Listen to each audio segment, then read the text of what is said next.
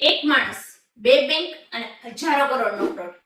Welcome to Ketan Parekh scam part 4. Trading માટે Ketan Parekh Madhavpura mercantile cooperative bank અને global trust bank પાસેથી illegally પૈસા ઉપાડતા હતા.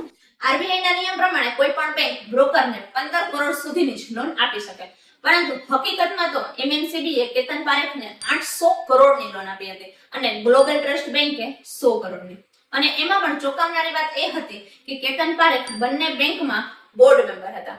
આ બેંકમાંથી મળતા પે ઓર્ડરને કેતન પારેખ બેંક ઓફ ઇન્ડિયામાં ક્લિયર કરાવતા હતા. અને આ વાત બહાર ત્યારે આવી જ્યારે એમએમસીબીએ 137 કરોડનો પે ઓર્ડર પૈસા લીધા વગર જ ઇસ્યુ કર્યો અને બેંક ઓફ ઇન્ડિયાએ આ નકલી પે ઓર્ડર પકડી લીધો અને તેના વિરુદ્ધ ફરિયાદ નોંધાવી.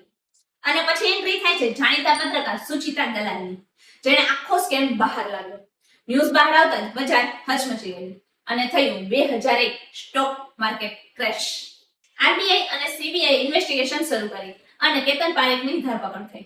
તેને ઇનસાઇડર ટ્રેડિંગ અને ખોટી રીતે શેરના ભાવ ઉંચકવા માટે દોષી ઠેરવવામાં આવ્યો અને 2017 સુધી તેના ટ્રેડિંગ પર બેન કરવામાં આવ્યો. એટલું જ નહીં, 2009 સુધીમાં સેબીએ એવી 26 કંપની પર બેન કર્યો કે જે આ સ્કેમમાં જોડાયેલી હતી. આ તો કેતન પારેખનો એક સ્કેમ હતો. પણ શું તમને કેતન પારેખ સ્કેમ 2.0 વિશે ખબર છે? તો કમેન્ટ કરો અને ફોલો કરો.